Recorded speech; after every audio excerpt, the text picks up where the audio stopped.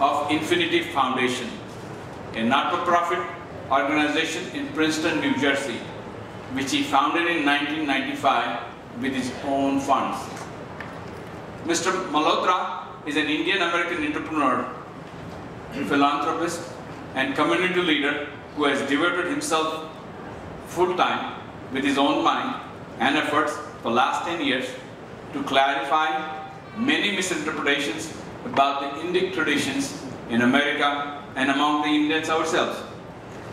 Rajiv has been working closely with Puja Swamiji for global peace and for promoting harmony and mutual respect.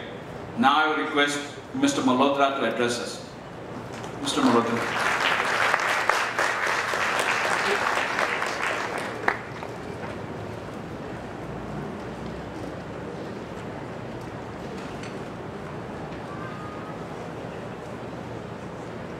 Puja Swamiji, it's indeed an honor to be invited here.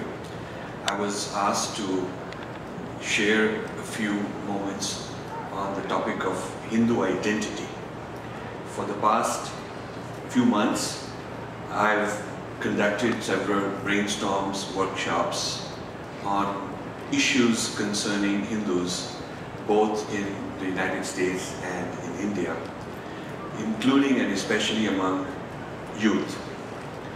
And based on listening, mainly asking what is on your mind, what bothers you, what do you want to resolve, but listening to a large number of people, I'd like to share with you what I've crystallized as the main issues that we face, so that discussions can start in a very crisp way on these issues. The central overriding issue I have identified, I think we ought to really think about and discuss more, is the issue of Hindu identity. And Hindu identity, I divide into three kinds of issues under the overall Hindu identity. First is a very important question. Why do we even need a Hindu identity? This is a very, very important point that comes up over and over again. And I will focus on this, but let me just deal with briefly the other two.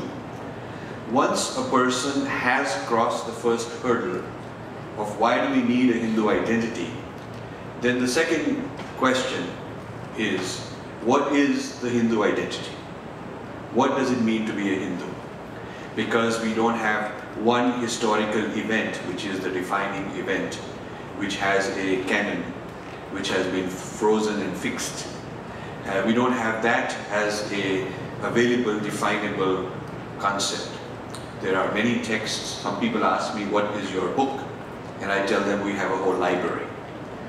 And because of the very nature of revelation and the rishis and the idea of living enlightenment means that we have an inexhaustible supply of enlightened gurus all through our history, and hence a huge corpus of knowledge. So what exactly is my Hindu identity? Is it about a deity? Is it about a Purana? Is it about Vedas? Is it about yoga? This is an important second issue. Only after you've crossed the first issue do we even need a Hindu identity. So once a person is sure we need a Hindu identity, and once they've gone through the second process of defining what is the Hindu identity, then comes the third, which is how do we project this Hindu identity in a respectable manner as Americans, as modern people, as postmodern people, and so on. So these are the three. Why Hindu identity is needed, what is the Hindu identity, how do you project it? So the what, the why, what, and how of the identity, I feel is the main, is a kind of an important issue that Hindus have not dealt with enough. Now the first of these three, why do we need a Hindu identity? That's what I'd like to spend a couple of minutes on.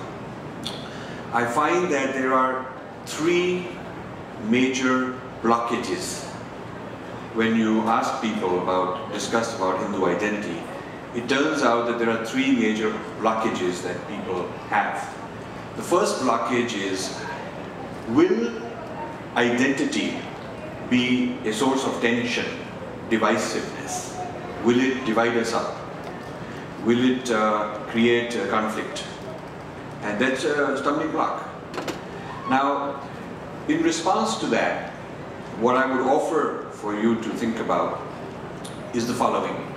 There indeed are certain kinds of identities in this world which are divisive, because they claim exclusivity. If an identity claims exclusivity, that means for me to be valid, you cannot be valid. For me to be right, for my text to be valid, anything that's different must be invalidated. It has to be dealt with. Maybe with violence, maybe with non-violence, but it has to be dealt with and it cannot be considered valid. Such an identity, of course, creates conflict. And such an identity can, at best, offer tolerance. But tolerance is a very patronizing term. It means that I don't really think you're legitimate, but I put up with you. That's kind of a tolerance.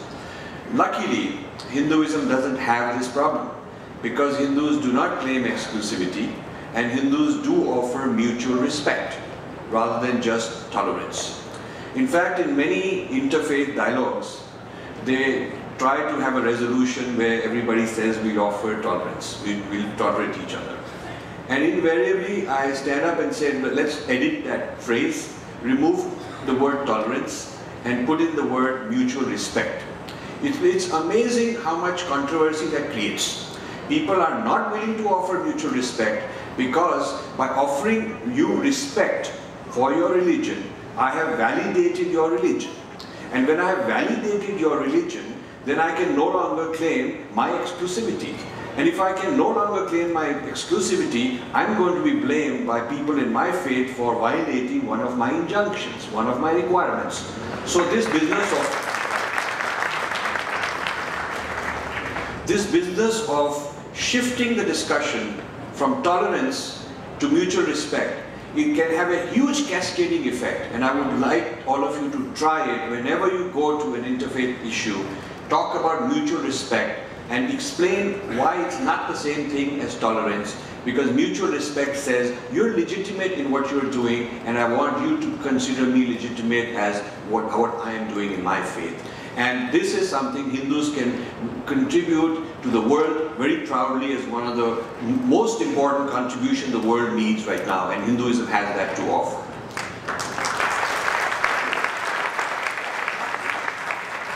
So the first hurdle to having a Hindu identity, which says, well, maybe it will create tension, maybe it will create conflict, I think we can resolve. In fact, if more people claim an identity and which sets the example of positive mutual respect for each other, that would actually help reduce tensions. Because we would take a moral high ground and ask other religions to match us and do the same and offer mutual respect. And if everybody were to start doing that, it would actually reduce tensions. So claiming Hindu identity, which includes mutual respect, is not a problem.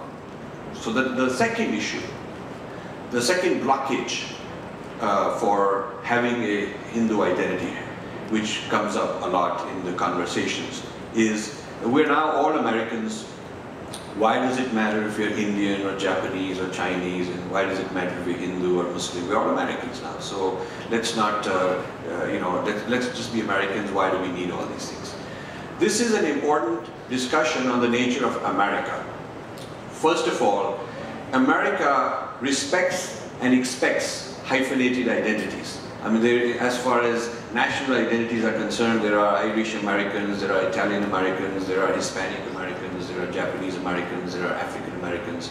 And this is not considered a problem. This is the very fabric of America. This is what makes America distinct and unique.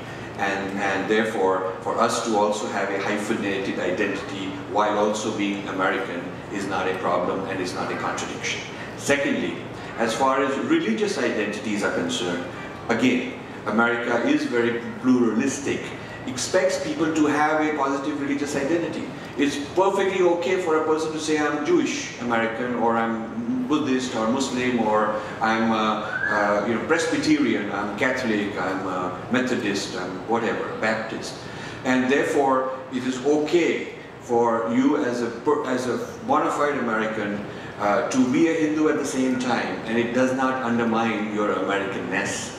In fact, a lot of my work, which involves engaging to correct stereotypes and biases and things of that sort, a lot of times I come across very well-meaning offers from Americans, be it the local school or the media or anybody, saying, okay, we are very happy that finally a Hindu has come who wants to discuss what Hinduism means, because our problem is that we don't have enough Hindus who want to claim their identity and explain it to us. So it is not the problem from the American side that we cannot assert our identity. It is a problem from the Hindu side that we have chosen not to do so. And so if you go to your local media or school or colleges or any place and you want to participate in religious dialogues as a Hindu, very explicitly calling it a Hindu and not some generic spirituality and new age and everything is the same kind of thing, where you're really hiding because they're shameful or fearful, but very positively saying we're Hindus and this is what we stand for, I don't think that in most cases you will experience any resistance. In fact, you will be welcome. So the first obstacle, which was, does identity cause tension, I addressed. The second issue is, does identity conflict with being an American, I also addressed. My third blockage that I come across is the most serious blockage, because that comes from internally within our own tradition. And this is where I really respect Puja Swamiji as one of the exemplars of remedying this particular confusion that a lot of Hindus have, and a lot of Hindu acharyas and gurus and swamis actually propagate this confusion. And this has to do with the following. Recently I was with Swami Jyotimayanand at intergenerational dialogue in Orlando with Hindu kids. And they would always raise the hand up and say, but we were told everything is Maya, so why do I have to be Hindu? I could be a Muslim tomorrow, I could be a Christian, I could be, doesn't matter. Does it really matter? It's all Mithya and it's all Maya. So a quick cop-out. The idea that Advait has taught us non-dualism, and therefore there is no such thing as my identity. We were told that this identity is a stumbling block and we should get rid of it. Indeed, you can quote Advaita to actually reach that conclusion. And the unfortunate thing is that a lot of people do that, and a lot of people, when they're discussing against a Hindu, will quickly put the Hindu on the defensive, saying, but see, you are not supposed to have an identity because you believe in Advaita, so there is nothing you can defend. If you try to defend something, then you are not being, you're into Dvaita and you're into dualism. So the Hindu gets very nervous about it. And this is something theological. It's a philosophical issue that our gurus and acharyas really need to take up. You come back and say, well, you know, in the Gita, Arjuna is asked to actually take claim of an identity. There are Kauravas and there are Pandavas. And to carry out his dharma, he has to take on, he's a Kshatriya. All those are identities. Being a Kshatriya is an identity, being a Kaurav, being a Pandav, that's an identity. He is told, in fact, that you have a work to do. You cannot just, be in the idea of non-dualism, run away from work. Most Indians and Hindus I know, in their mundane life, when you leave this ashram and go back to New York or wherever, you'll be very competitive people. You're not going to say to your kids, you know, flunk the SATs because it's all Mithya. And if you are a surgeon, you're not going to say, you know, whether the patient lives or dies, it's all Maya anyway. And you know, if I got sued, that suing is also Maya. And if they throw me in jail, that jail will actually be just Maya. I don't think Hindus are such naive and such moronic people when it comes to their own personal life. Hindus are exceedingly competitive, very sharp businessmen, very skillful negotiators for their own personal stake. When it's their own personal stake, the Hindu is very clear about these matters. So if we cannot bring our jnana into daily life and perform the role in Leela, where you have an identity, because in Leela you have an identity, you are performing Bhagwan's Leela with an identity. In a theater, If you've been casted by the director to perform a certain role, you cannot be mixed up and say, well, you know, I'll perform all the roles. You have to perform that role, because that's what role you have been given. So if you see life as Leela, you've been given a role, that role has an identity. If we don't get this point, then we will be schizophrenic Hindus. There will be a Hinduism in the ashram, and a non-Hinduism blocked out. The chip, Hindu chip will have to be turned off when you go and live your life. Because you'll be told, you'll be thinking, well, you know, now I want to be practical, I have to compete, I have to get my insurance forms, I have to fill out all these things and live in a world where I negotiate with my boss, I want a promotion, I want a good job. All those things require me to have an identity, but since Hinduism tells me not to have an identity, then I turn off my Hindu chip and become somebody else. And then when I go back to the ashram, I'll forget that and jump and turn on the Hindu chip and become non-dual, and everything is happening and everything is safe. This bifurcated non-dualism in one realm when you are with an acharya in an ashram, and then jumping into some other mode which is contradictory, will create a bipolar kind of society, and we have a lot of people who suffer from that. So this issue of living the full life, not only the adhyatmic life, but also the social life, carrying out one's dharma, playing the leela, performing the role, which involves having an identity, and the idea of an ultimate reality which is non-dual, and a provisional reality which is the Kurukshetra and the Karma Kshetra and the Dharma Kshetra, where we have to perform roles, and therefore we have to have an identity. I think this is the central issue, then the central source of confusion, which is preventing a lot of people from claiming Hindu identity. So I leave with that, with the request that this is an open conversation we ought to start. It is not a simple thing you can fix in 5 or 10 minutes, but this topic itself needs to be on the agenda for Hindu discussions, which I hope Pujya Swamiji's leadership will lead us to. Thank you.